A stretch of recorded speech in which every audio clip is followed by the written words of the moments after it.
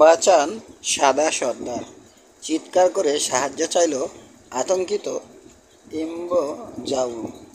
আপনি জাদুকরদের সেরা আর আমি আপনার অনুগত দা। আরও কিছু হয়তো বলতো সে, কিন্তু গামলাটা তার জ্বলন্ত চুলের উপর উপুর করে দিলাম বলে বলতে পারল না।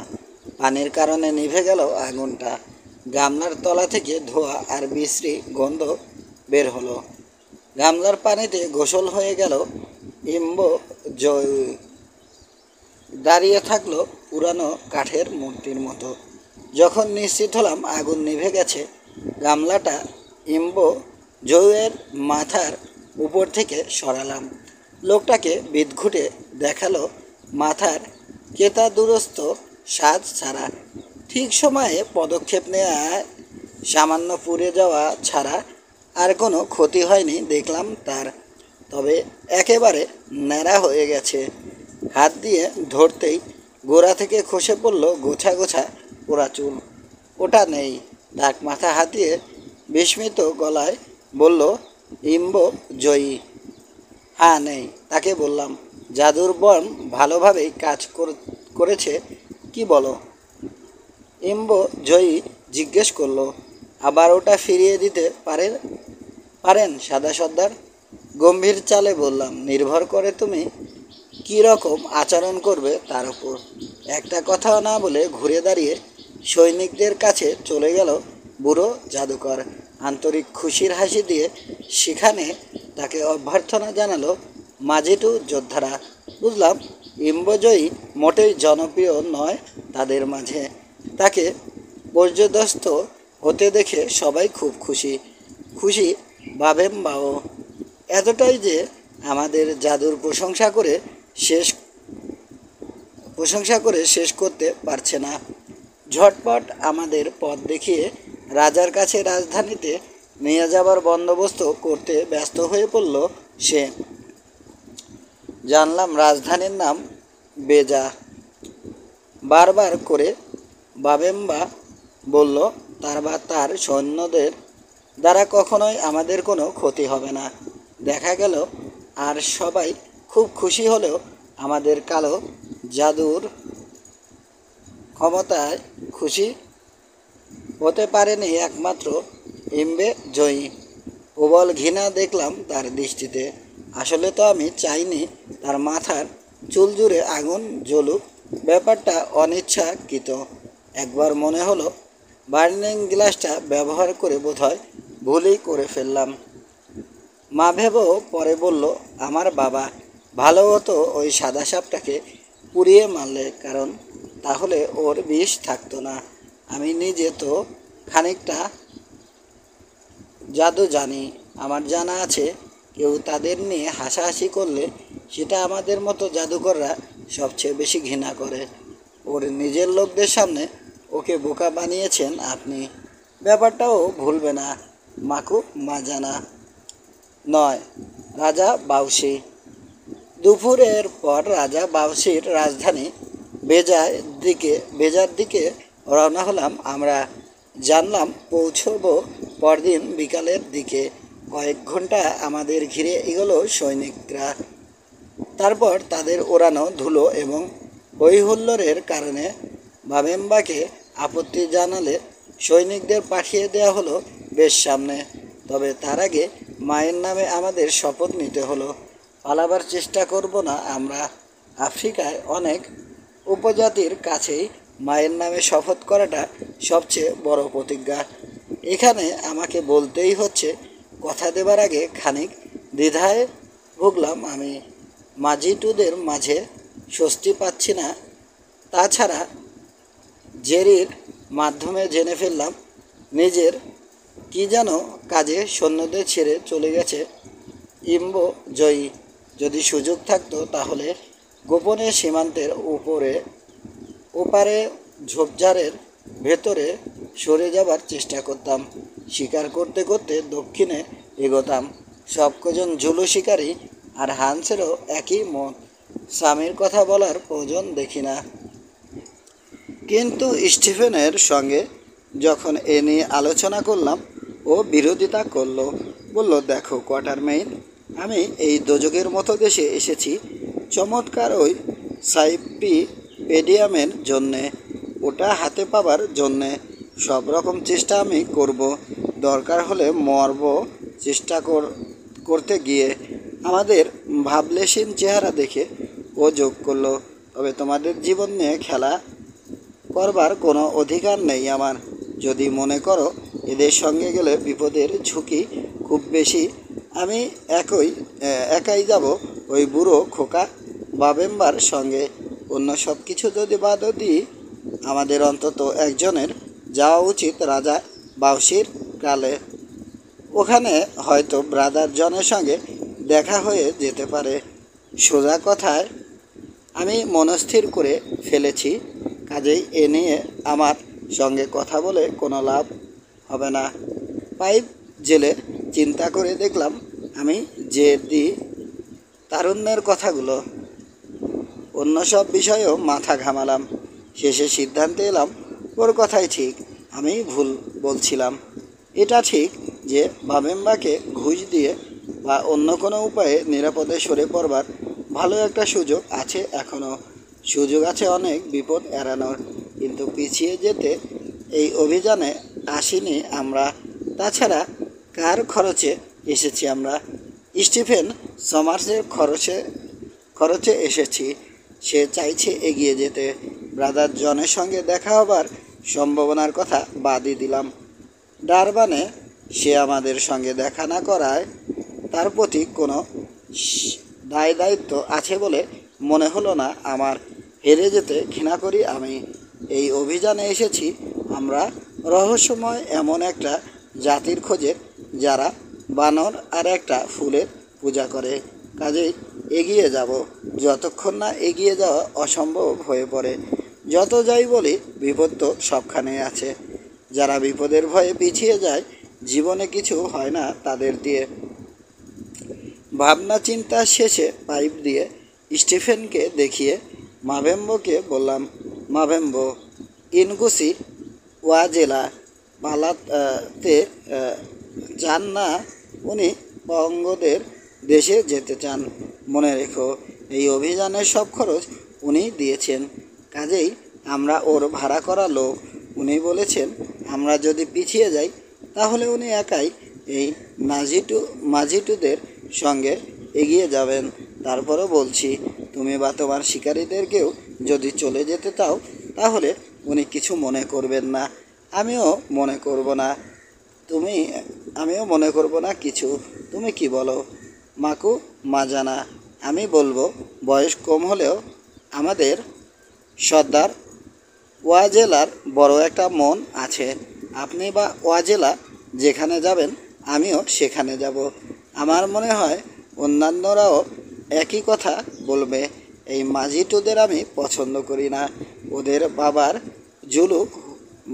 বাবারা জুলু হলেও মায়েরা ছিল নিচু জাতের, কাজেই ওদের আমি ইজ্জত বজ্জাত মনে করি। আর পঙ্গদের ব্যাপারে খারাপ ছাড়া ভালো কিছু শুনিনি আমি।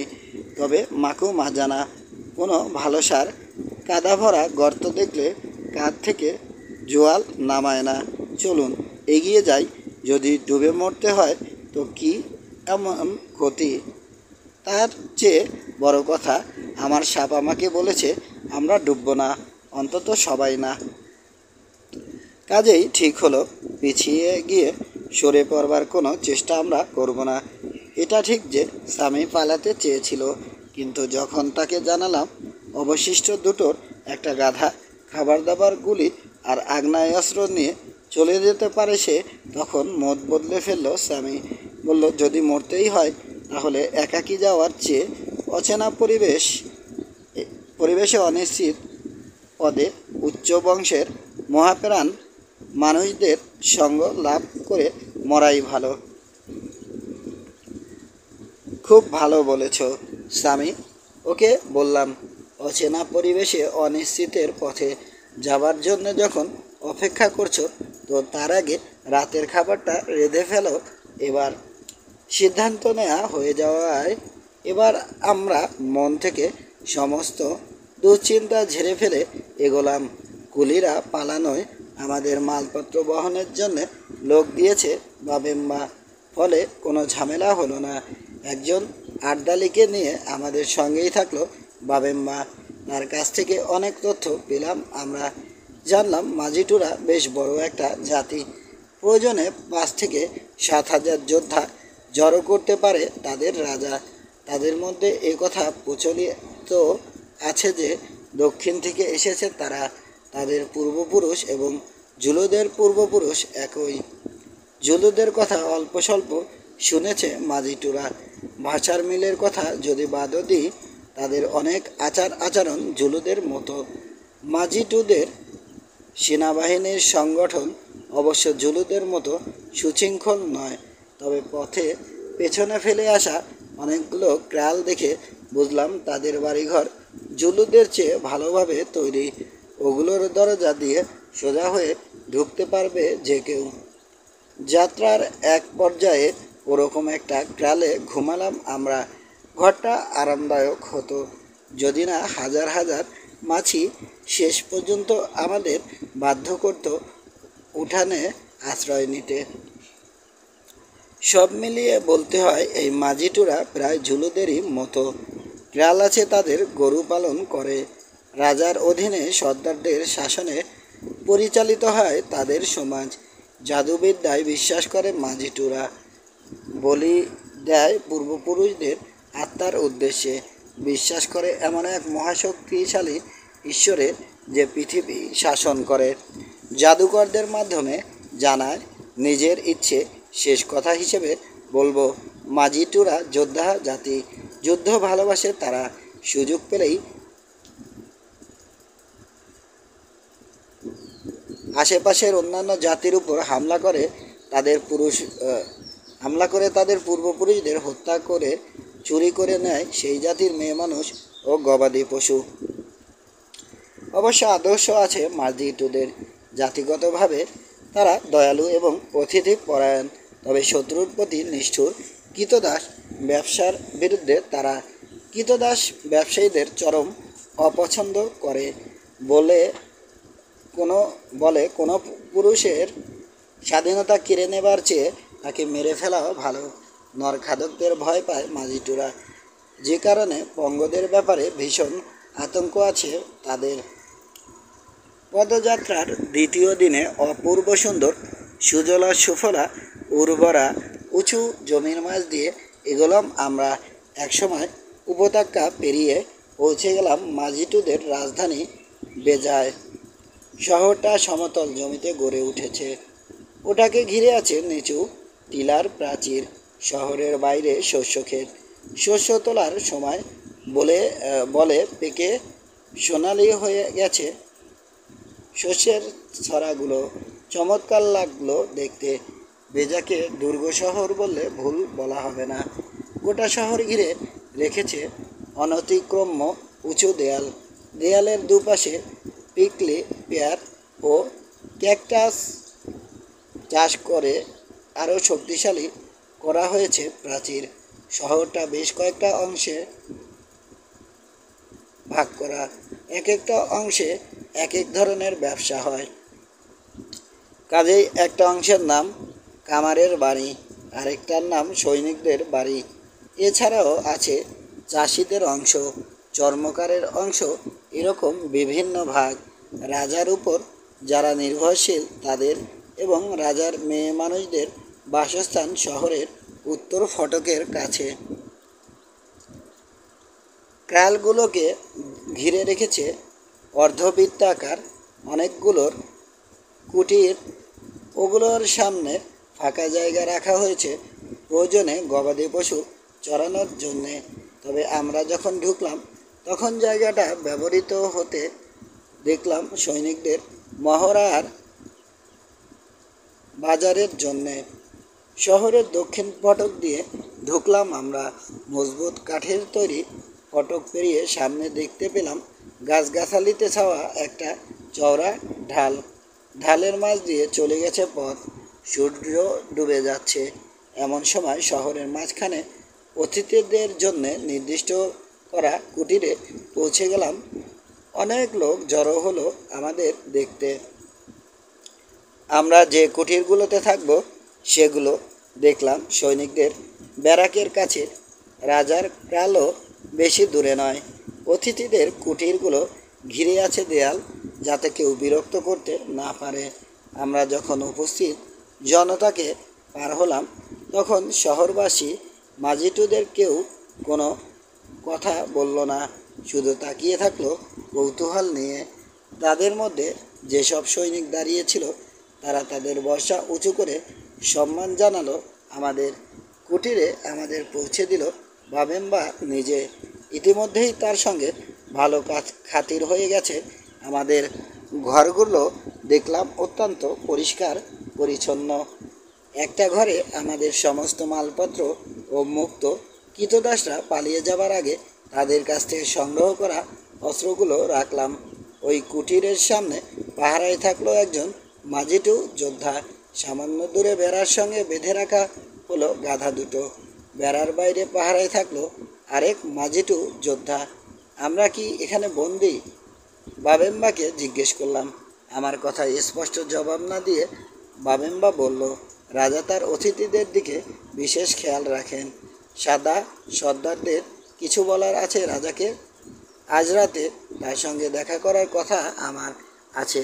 তাকে বললাম, রাজাকে বলো বছরখানেক আগে যে সাদা মানুষ তার শরীর থেকে ফোলা অংশ কেটে ফেলে তাকে বাঁচিয়েছিল, আমরা সেই সাদা মানুষের ভাই। তার সঙ্গে এখানে দেখা করার কথা আছে আমাদের।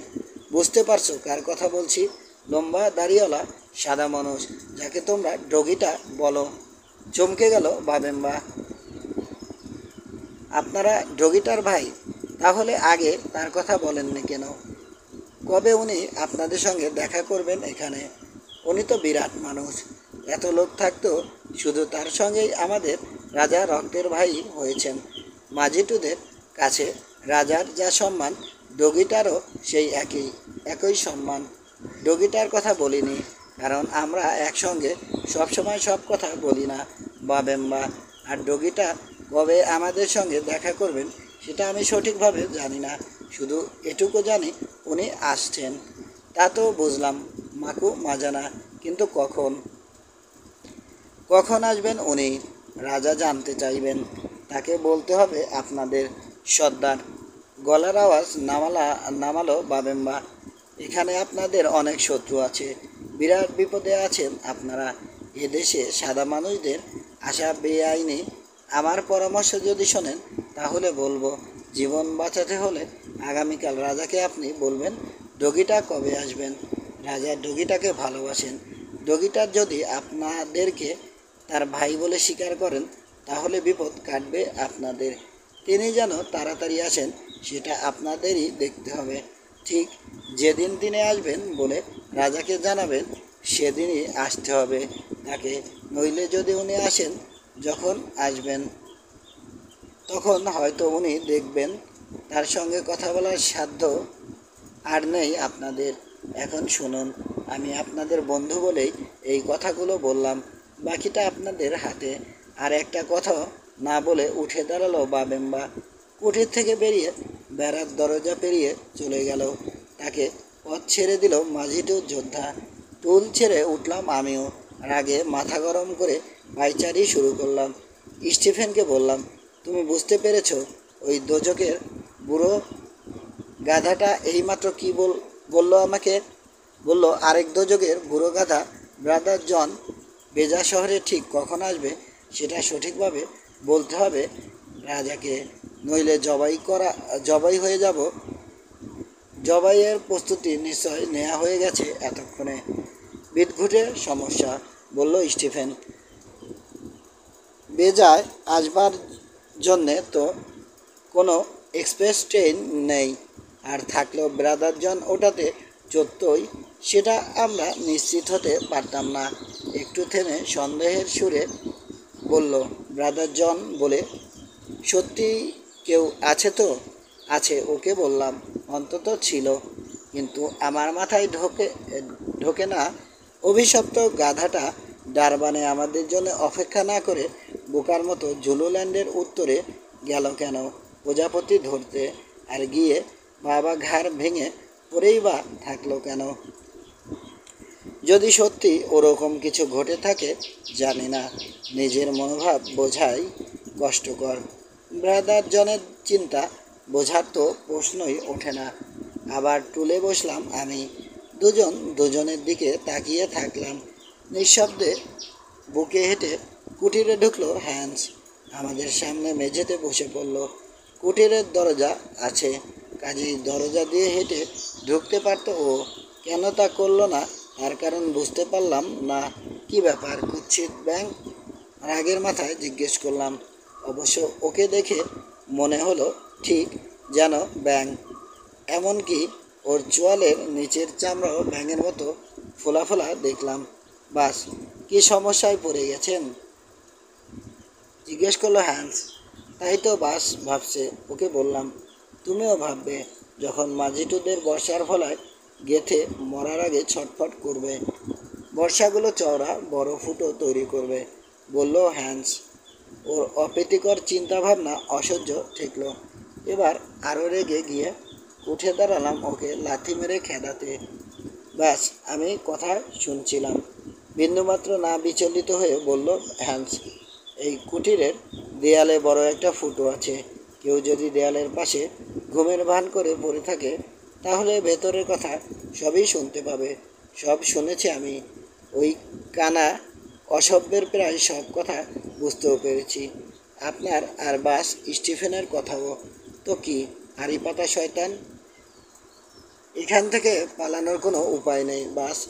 এখন আপনি যদি মরতে না চান, তাহলে ঠিক কোন দিন কখন ডগিটা আসবেন সেটা আপনার জানতে হবে। দেখো হলদে গাধা, তুমিও ওই একই কথা বললে। আমি থেমে যেতে হলো আমাকে। বুঝতে পারছি মাত্রা অতিরিক্ত রেগে গিয়ে মাথা গরম করছি। আসলে হ্যান্সের কি বলার আছে সেটা শোনা দরকার। ওর উপর রাগ ঝাড়াটা ঠিক হচ্ছে না। হ্যান্স শান্ত গলায় বলল, বাস, মাভবও খুব ভালো জাদুকর। সবাই বলে ওর ওস্তাদ জিকালির কথা বাদ দিলে মাভবর সাপটাই জুলুল্যান্ডে সবচেয়ে সোজা, সবচেয়ে ক্ষমতাশালী। মাভবও বলেছে ভাঙা পা নিয়ে কোনো এক কালে পড়ে আছেন ডগিটা, কিন্তু এখানে আপনার সঙ্গে দেখা হবে তার। কাজেই এটাও কি ধরে নিতে পারি না? কখন তিনি আসবেন সেটা মাভবও বলে দিতে পারবে। আমি ওকে জিজ্ঞেস করতাম, কিন্তু ও আমার জন্যে ওর সাপকে কাজে লাগাবে না। কাজেই বাস, আপনাকেই জিজ্ঞেস করতে হবে। আপনি জিজ্ঞেস করলে মাভবও হয়তো ভুলে যাবে যে ওর জাদু নিয়ে আপনি হাসি ঠাট্টা করেছিলেন।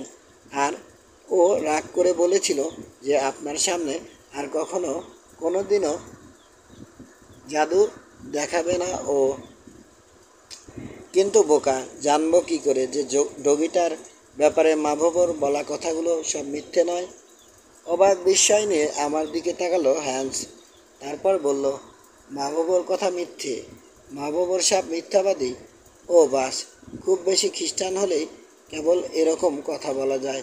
ধন্যবাদ আপনার যাজক বাবাকে যে আমিও খ্রিস্টান, কিন্তু এতটা নই যে ভালো জাদু আর খারাপ জাদু তফাৎ করতে পারবো না। মাভবর সাপ যদি মিথ্যেই বলতো, তাহলে যে শিকারীকে আমরা পথে কবর দিয়ে এলাম তার নামই সে পালক পুড়িয়ে মৃতদের মধ্যে আগে বলেছিল কেন ডারবানে? বিস্ময়ে অল্প অল্প হাসতে শুরু করলো হান্স। তারপর বলল, বাস, আর কিছু করার নেই। হয় আপনি খুব নরমভাবে মাভবকে বলবেন, নইলে খুন হয়ে যাব আমরা সবাই। মরতে আমার আপত্তি নেই। নতুন কোথাও আর একটু কম বয়স থেকে জীবন শুরু করতে ভালোই লাগবে আমার। কিন্তু চিন্তা করে দেখুন স্বামী কীরকম চেঁচামেচি করবে। ঘুরে বসে যেভাবে এসেছিল সেভাবে আবার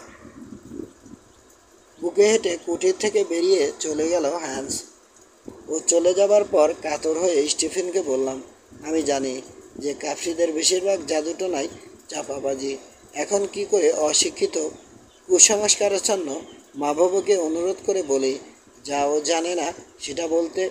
খ্রিস্টান হয়েও এসব বিশ্বাস করলে তো শেষ বিচারের দিন ফাঁসি হবে আমার।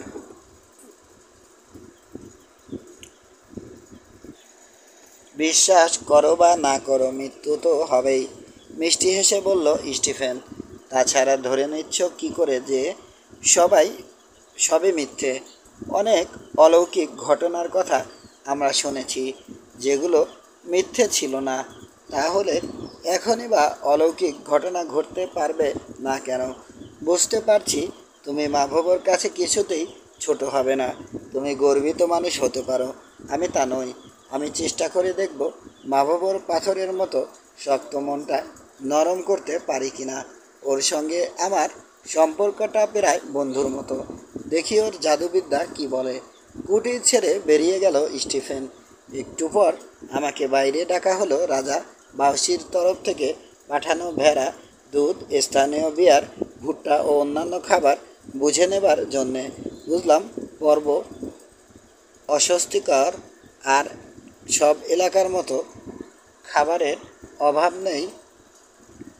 পূর্ব আফ্রিকার আর সব এলাকার মতো খাবারের অভাব নেই মাজিটুদের দেশে। রাজার দূতকে বললাম আমাদের তরফ থেকে রাজাকে যেন সে ধন্যবাদ দেয়। আরও জানালাম কালকে আমরা রাজার সঙ্গে দেখা করব, তাকে সামান্য কিছু উপহার দেব। কাজটা শেষ করে স্বামীকে খুঁজতে শুরু করলাম, ভেড়াটা জবাই করে রাধার জন্যে। খানিকক্ষণ খুঁজবার পর দুই কুঠিরের মাঝখানের বেড়ার পেছন থেকে স্যামের গলার আওয়াজ শুনতে পেলাম। স্টিফেন সমার্স ও মাভবর মধ্যে দোভাষীর কাজ করছে সে। মিস্টার সমার্স, এই জুলু লোকটা বলছে সবই সে বুঝতে পেরেছে। রোগীটা কবে কখন আসবেন সেটা বলতে না পারলে অসভ্য বাউসি আমাদের সবাইকে জবাই করবে সেটা এখন সে জানে। বলছে জাদু দিয়ে কখন কি ঘটবে জানতে পারবে সে। মিস্টার সমার্স বিরাট মিথ্যে বলছে এই অশিক্ষিত নাস্তিক লোকটা। বলছে আমরা জবাই হব কি হব না তা নিয়ে তার এক কানাকড়িরও চিন্তা নেই। ওর সম্বন্ধে যা শুনেছি তাতে ওর এই কথা আমি পুরোপুরি বিশ্বাস করছি। ওর বিশ্রী ভাষায় ও বলছে মাজিটুদের দেশের হায়না আর অন্য কোনো খানের হায়নার পেটের মধ্যে কোনো পার্থক্য নেই মাজিটু দেশের মাটি বা অন্য কোনো দেশের মাটির। সে মরার পর তার হাড় যে মাটিতেই মিশে থাকুক তাতে তার কিছু আসে যায় না, কারণ মাটিই সবচেয়ে বড় হায়না। যেহেতু মাটিতে জন্মায় বা বিচরণ করে, এরকম সব কিছুই মাটি গ্রাস করে নেয়। ওর ছেলে মানুষই কথাগুলো আপনাকে শোনাচ্ছি বলে আমাকে ক্ষমা করবেন মিস্টার সমার্স, কিন্তু আপনিই বলেছেন ও যা বলে তার সবটা আপনাকে শোনাতে। এই বেপরোয়া লোকটার আসলে যে ক্ষমতা নেই সেই ক্ষমতার কথা বলছে যে শক্তি সূর্যকে ঝলমলে উজ্জ্বল করে, যে শক্তি রাতের চাদরে নক্ষত্রের কারুকাজ করে, সেই শক্তির ইশারায় সে এই দুনিয়ায় জন্মেছে। এবং সেই একই শক্তির ইচ্ছে পূর্ব নির্ধারিত সময়ে তাকে পৃথিবীর আধার কালো বুকে ফিরিয়ে নিয়ে যাওয়া হবে। অজানা সেই শক্তির ইচ্ছে হয়তো সেখানে তাকে বাচ্চাদের মতো দোলানো হবে, অথবা নতুন করে জীবন ফিরিয়ে দেয়া হবে। মিস্টার সমার্স, আমি শুধু ভাষান্তর করছি। এসব উদ্ভট কথার মানে কি আমি জানি না। বলছে তার বয়স হয়েছে, জীবনের শেষে যা ঘটে ঘটুক, তোয়াক্কা করে না সে। কিন্তু আপনার বয়স কম, আপনার জন্যে আশাপূর্ণ আনন্দের জীবন কামনা করছে সে। কাজেই যদিও আপনি সাদা আর সে কালো, তারপরও আপনার প্রতি তার ভালোবাসা জন্মেছে। আপনাকে নিজের ছেলের মতো দেখে সে। ফলে আপনাকে বাঁচাতে তার পক্ষে করা সম্ভব এমন যে কোনো কাজ নির্দ্বিধায় করবে। বলতে লজ্জা হয় মিস্টার সমার্স, তারপরও বলতেই হচ্ছে। এই বুনো অসভ্য জঙ্গলিটা বলছে নিজের ছেলের মতো দেখে সে আপনাকে। মাভবও আরও বলছে কখনো যদি আপনার জীবন বাঁচাতে গিয়ে তাকে জীবন দিতে হয় তাহলে খুশি মনে জীবন দেবে ও। আপনাকে কোনো কাজে ফিরিয়ে দিলে ওর হৃদয় নাকি দুটুকরো হয়ে যাবে। তারপরও আপনার অনুরোধ, তাকে ফিরিয়ে দিতেই হচ্ছে। ওর সাপ নাকি যেন সেটাকে নাকি ও জিজ্ঞেস করতে পারবে না ডগিটা কবে কখন আসবেন। কেন পারবে না তার কারণ হিসেবে বলছে মিস্টার কোয়াটারমেইন তার জাদু নিয়ে হাসি ঠাট্টা করায় সে নাকি জাদুবিদ্যা কাজে লাগাবে না। সে নাকি মিস্টার কোয়াটারমেইনকে কথা দিয়েছে আপনাদের কারোর জন্যে জাদুবিদ্যা কাজে লাগাবে না। সে নিজের কথা রাখতে গিয়ে যদি তাকে মরতে হয় তাও নাকি ভালো। আর কিছু বলার নেই ওর। মিস্টার সামার্স, আমার ধারণা আপনার নিশ্চয় মনে হচ্ছে অনেক বলেছে ও। বুঝলাম, বলল স্টিফেন। এবার সর্দার কথাটার উপর জোর দিয়ে যোগ করল। সর্দার মাভবকে বলো বিস্তারিত ব্যাখ্যা করেছে বলে তাকে ধন্যবাদ দিচ্ছি। আমি তাকে বড় মনে করছি। তারপর বদলে পরিস্থিতি যখন এতটা গুরুতর পরিস্থিতি যখন এতটা গুরুতর তখন এই বিপদ থেকে উদ্ধারের কোনো পথই কি নেই।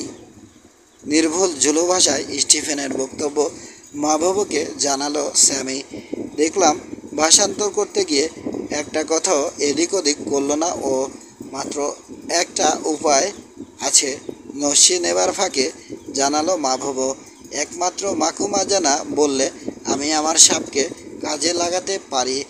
মাকু মাজানা আমার পুরানো সর্দার, তার সঙ্গে বন্ধুত্ব আছে আমার। শুধু তার বেলায় আমি অনেক কিছু ভুলে যাব যেটা আর কারো বেলায় ভুলব না।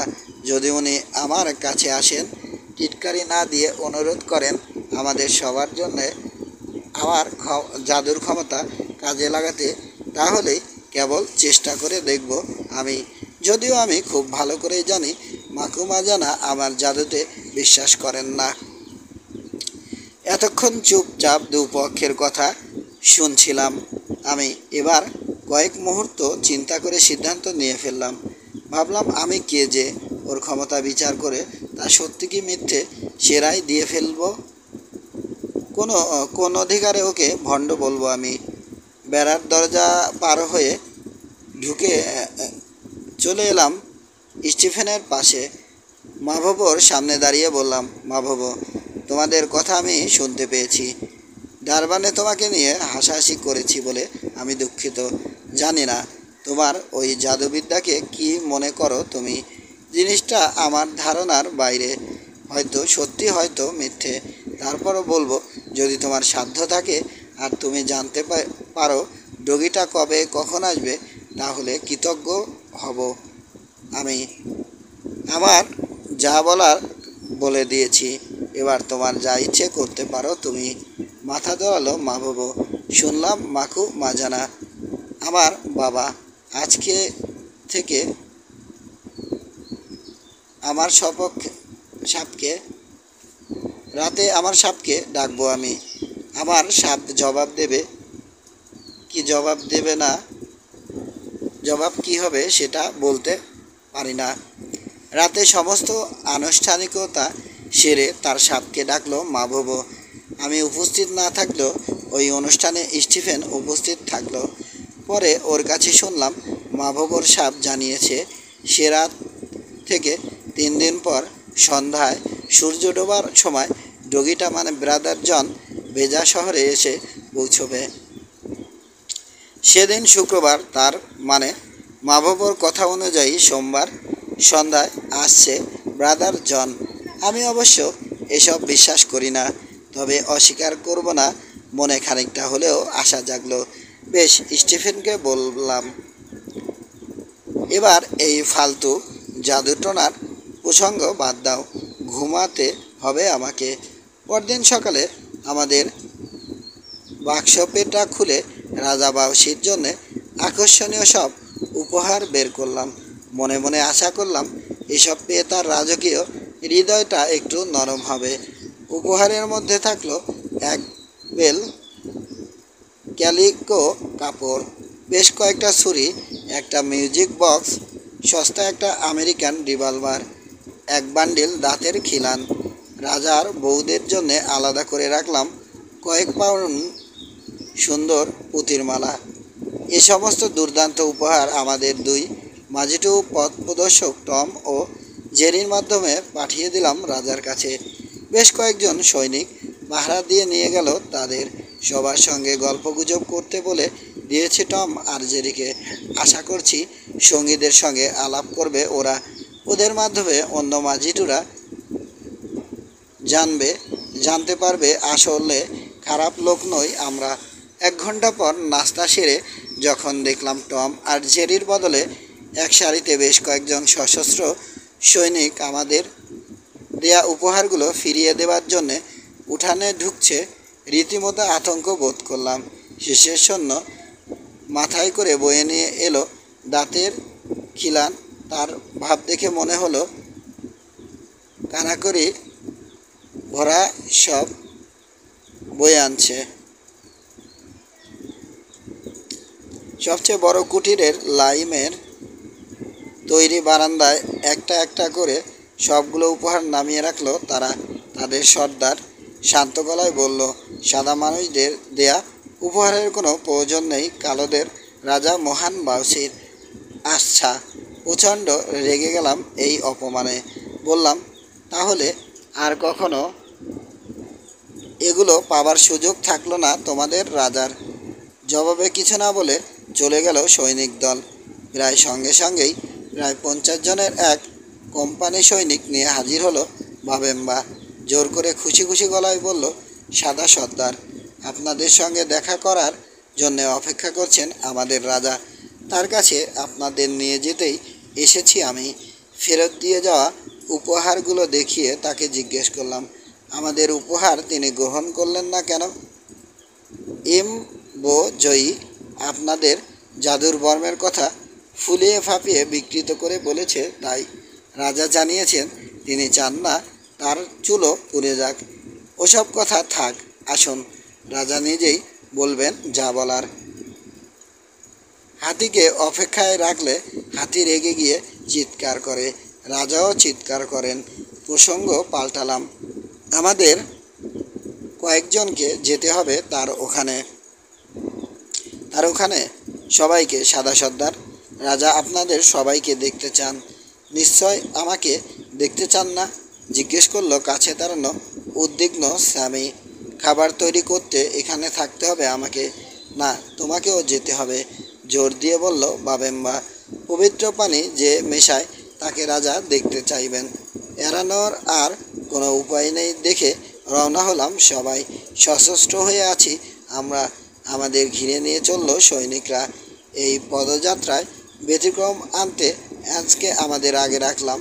ওর মাথায় চাপানো আছে প্রত্যাখ্যাত সেই মিউজিক বক্স। ওটা থেকে হোম সুইট হোম এর মিষ্টি সুর বের হচ্ছে। হ্যান্সের পর লাঠিতে ইউনিয়ন জ্যাক নিয়ে চলেছে স্টিফেন। তারপর জুলু শিকারীদের মাঝে আছি আমি ও বাবেম্বা। আমাদের পেছনে অনিচ্ছুক ভীত স্বামী। সবার শেষে গাধা দুটো নিয়ে মাঝিটুরা। গাধা দুটো নিয়ে যেতে বিশেষভাবে বলেছে রাজা বাউসি। শোভাযাত্রাটা দেখবার মতো হলো। পরিস্থিতি এরকম না হলে প্রাণ খুলে হাসতাম, কিন্তু হাসতে পারলাম না। নীরব মাঝিটু দর্শকদের মধ্য দিয়ে চলেছি। আমাদের দেখে তারাও কিসের উৎসাহে যেন খানিকটা উজ্জীবিত, আনন্দিত হয়ে উঠল। হোম সুইট হোমের সুরটা তাদের কাছে বোধহয় স্বর্গীয় মনে হলো। তবে গাধা দুটোই সম্ভবত সবার মনোযোগ আকর্ষণ করলো সবচেয়ে বেশি, বিশেষ করে যখন ওগুলো ব্যয়া ব্যয়া করে ডাকলো, টম আর জেরি কই? বাবেম্বাকে জিজ্ঞেস করলাম। জানি না, জবাবে বলল বাবেম্বা। মনে হয় বন্ধুদের সঙ্গে দেখা করতে যাবার জন্যে ছুটি দেওয়া হয়েছে ওদের। মনে মনে বললাম, আমাদের ভালো দিকগুলোর সপক্ষে প্রমাণ লুকাচ্ছে জয়ী। এ ব্যাপারে আর কোনো কথা বললাম না। একটু পর পৌঁছে গেলাম রাজকীয় ক্রালের ঘের দেয়া আঙিনায়। অসহায় বোধ করলাম, কারণ আমাদের অস্ত্রগুলো নিয়ে নিল সৈনিকরা।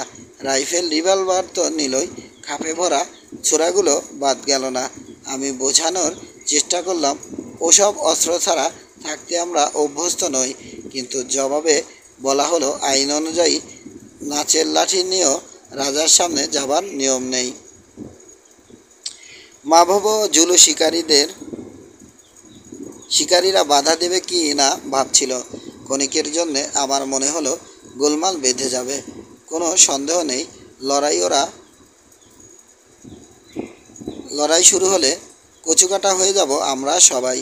মাজিটুরা আগ্নেয়াস্ত্র খুব ভয় পায়, কিন্তু শত শত মাজিটুর বিরুদ্ধে সামান্য কটা আগ্নেয়াস্ত্র দিয়ে কি করতে পারবো আমরা? মাভবকে নির্দেশ দিলাম নিরস্ত্র করতে, যাতে সে বাধা না দেয়। জীবনে এই প্রথমবারের মতো মনে হলো আমার নির্দেশ ও অমান্য করতে যাচ্ছে।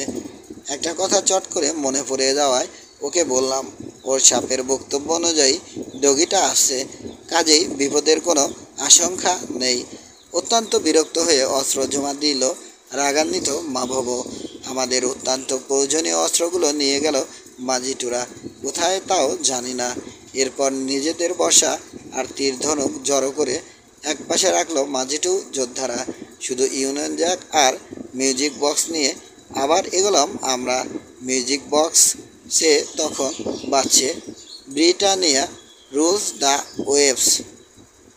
খোলা জায়গাটা পেরিয়ে চওড়া পাতার একরকম গাছের পেছনে বড় একটা গ্রালের সামনে থামলাম আমরা।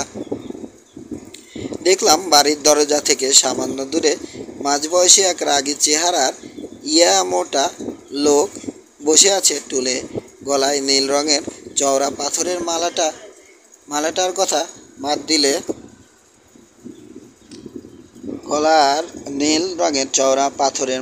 কথা বাদ দিলে পরনে বিড়ালের চামড়ায় তৈরি নেংটি ছাড়া আর কিছু নেই তার। রাজা বাউসি ফিসফিস করে বলল, বাবেম্বা। রাজার পাশে কুজো ছোটোখাটো লোকটাকে মাটিতে বসে থাকতে দেখলাম। যতই আনুষ্ঠানিকতা দেখাতে পোড়া মাথায় সাদা রং করুক আর নাকে লালচে রং মাখাক, চিনতে অসুবিধে হলো না পরাজিত জাদুকর ইম্বো জয়ীকে। রাজার পেছনে গোল হয়ে দাঁড়িয়ে আছে তার পরামর্শদাতারা। নির্দিষ্ট কোনো সংকেত দেয়া হলো না নির্দিষ্ট কোনো জায়গা পার হবার পর। কোনো সংকেত দেয়া হলো না নির্দিষ্ট কোনো জায়গা পার হবার পর, জানি না। তবে বুড়ো বাবেম্বা সহ সৈনিকরা সবাই একযোগে বের হতে পায়ে বসে পড়ে হামাগুড়ি দিয়ে এগোতে শুরু করলো। একযোগে হাঁটু গেড়ে হাত পায়ে বসে পড়ে হামাগুড়ি দিয়ে এগোতে শুরু করলো। বাবেম্বা চাইছিল আমরাও তাই করি, কিন্তু এবার তার মতামতের গুরুত্ব দিলাম না আমি। ভালো করেই জানি একবার হামাগুড়ি দিতে হলে সবসময় হামাগুড়ি দিতে হবে। কাজেই আমার নির্দেশে সবাই ধীরে এগোলাম আমরা, তবে মাথা নত করলাম না।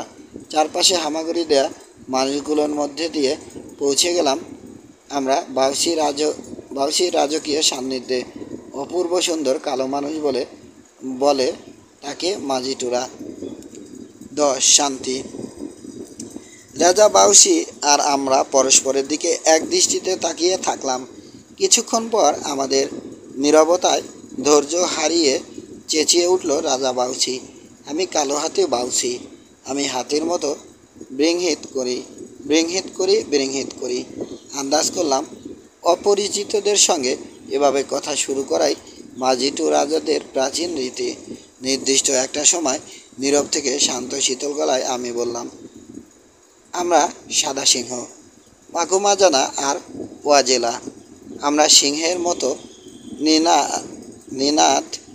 নিনাদ করি। আমি মারিয়ে থেতলে দিতে পারি, বলল বাউসি।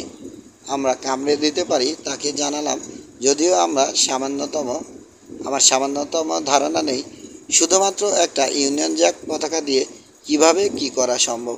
ওটা কি? পতাকা দেখিয়ে জিজ্ঞেস করলো বাউসি। ওটা এমন একটা জিনিস যেটা দিয়ে গোটা দুনিয়ায় ছায়া ফেলা যায়, গর্বের সুরে বললাম। মনে হলো কথাটা শুনে বেশ প্রভাবিত হয়েছে বাউসি, তবে কিছু বুঝেছে বলে মনে হলো না।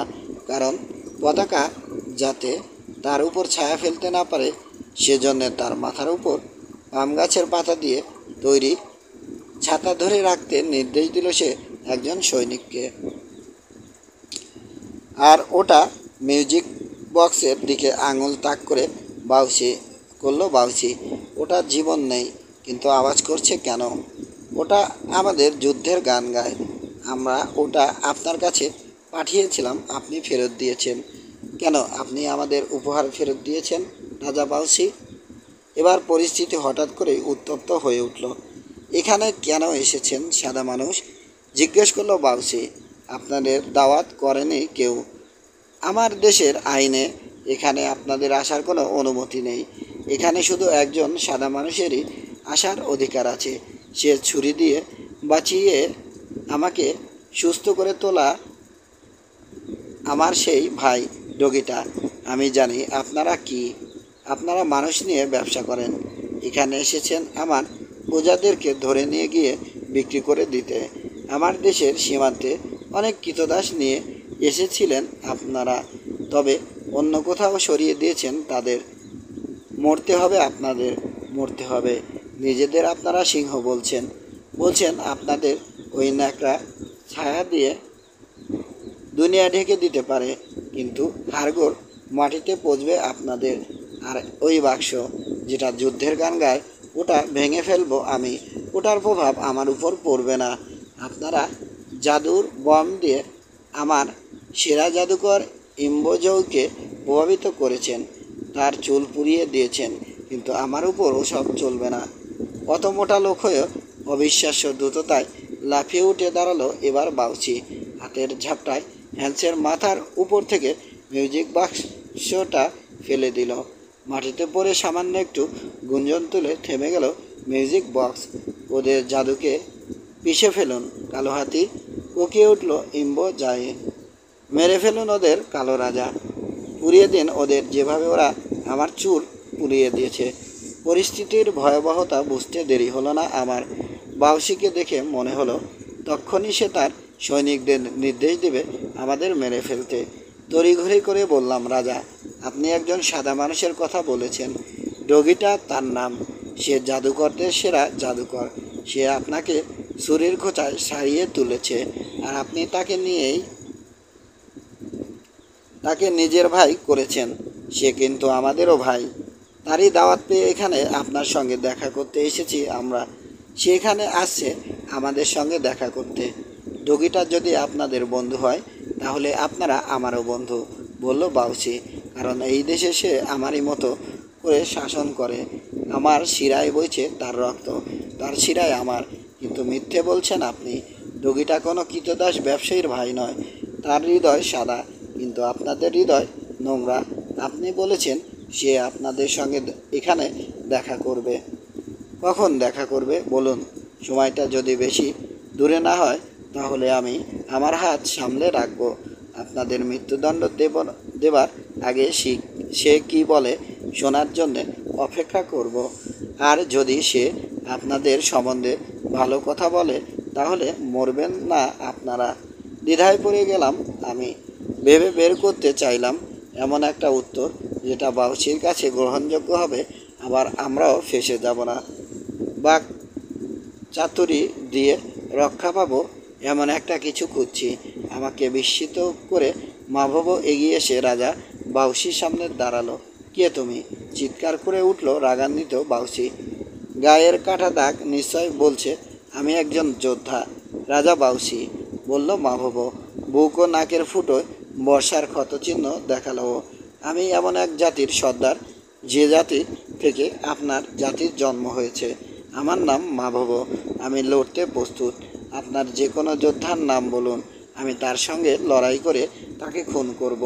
যদি আপনি নিজে লড়তে চান, তাহলে তাতেও আমার কোনো আপত্তি নেই। এখানে এমন কেউ কি আছে যে মরতে চায়? কেউ জবাব দিল না। এবার কথাও না। বিরাট প্রশস্ত বুক নিয়ে পাথরের মূর্তির মতো দাঁড়িয়ে আছে জুলু, যোদ্ধা, দুঃসাহসী মাভব। দেখে মনে হচ্ছে দুনিয়ায় এমন কেউ নেই যে সম্মুখ সমরে তাকে হারাতে পারে। আমি একজন জাদুকর, বলল মাভব। যেসব মহাজাদুকর সমস্ত দূরত্ব পার হয়ে ভবিষ্যতের গর্ভ থেকে সব কিছু পড়ে ফেলতে পারে, আমি তাদের সেরাদের একজন। কাজেই সিংহ হৃদয়, বিচক্ষণ সাদা মানুষ মাকু মাজানাকে যে প্রশ্ন আপনি করেছেন, তার জবাব আমি দিচ্ছি। হ্যাঁ, আমিই হব তার মুখ, আমি জবাব দেব যে সাদা মানুষ। ডগিটার রক্ত আর আপনার রক্ত এক। যে ডগিটার নির্দেশ মাজিটুদের এদেশে আপনার নির্দেশের মতোই পালন করা হয়, সেই ডগিটা আজ থেকে 2 দিন পর সূর্য অস্তের সময় এখানে পা রাখবেন। যা বলার বলে দিলাম আমি। রাজা বাউসি চোখে প্রশ্ন নিয়ে আমার দিকে তাকালো। কিছু বলতেই হবে, কাজেই বললাম হ্যাঁ, আজ থেকে 2 দিন পরে সূর্য অস্তের আধ ঘন্টা পর ডগিটা এখানে পা রাখবেন। কেন জানি ওই আধ ঘন্টা সময় বাড়তি নিতে মনের মধ্যে জোর তাগিদ অনুভব করলাম। পরে ওই আধ ঘন্টা সময় আমাদের সবার প্রাণ বাঁচিয়েছিল। ইম্বজয়ী ও কানা সেনাপতি বাবেম্বার সঙ্গে এবার পরামর্শ করল রাজা বাউচি। আমরা চুপচাপ তাদের আলাপ শুনলাম। বুঝতে পারছি আলাপের ফলাফলের উপর নির্ভর করছে আমাদের সবার জীবন। কিছুক্ষণ পর রাজা বাউসি বলল, সাদা মানুষ, এদেশের জাদুকরদের সেরা ইম্বজয়ী বলছে, যেহেতু আপনাদের অন্তর খারাপ, আমার প্রজাদের ক্ষতি করতে চান আপনারা, তাই এখনই মেরে ফেলা উচিত আপনাদের। আমিও তার সঙ্গে একমত, কিন্তু আমার সেনাপতি বাবম্বা অন্য কথা বলছে। ও আমার নির্দেশ মতো আপনাদের খুন করেনি বলে ওর উপর রেগে আছি আমি। ওর উচিত ছিল কৃতদাসদের নিয়ে আমার দেশের সীমান্তে আসা মাত্রই আপনাদের শেষ করে দেয়া। সে যাই হোক, ও অনুরোধ করছে আমি যেন আমার হাতটা একটু সামলে রাখি। এর প্রধান কারণ আপনারা ওকে জাদু করে এমন করেছেন যে আপনাদের ও পছন্দ করে ফেলেছে। দ্বিতীয় যে কারণে এখনই আপনাদের আমি খুন করব না, সেটা হচ্ছে ডগিটার দাওয়াত পেয়েই যদি আপনারা এসে থাকেন, যদিও আমি জানি আপনারা মিথ্যে বলছেন, তাহলে ডগিটা এখানে এসে আপনাদের লাশ দেখলে কষ্ট পাবে। তখন তো ও আর আপনাদের জীবিত করতে পারবে না। এখন কথা হচ্ছে আপনারা একটু আগেই লাশ হন বা একটু পরে, তা তাতে এমন কিছু এসে যাবে না। কাজেই আগামী পরশু সূর্যাস্ত পর্যন্ত আপনাদের আমি বন্দি করে রাখার নির্দেশ দিচ্ছি। পরশু বাজারে নিয়ে খুঁটির সঙ্গে বাঁধা হবে আপনাদের। অন্ধকার নামা পর্যন্ত অপেক্ষা করা হবে। আপনারা বলেছেন ডগিটা সে সময় আসবে।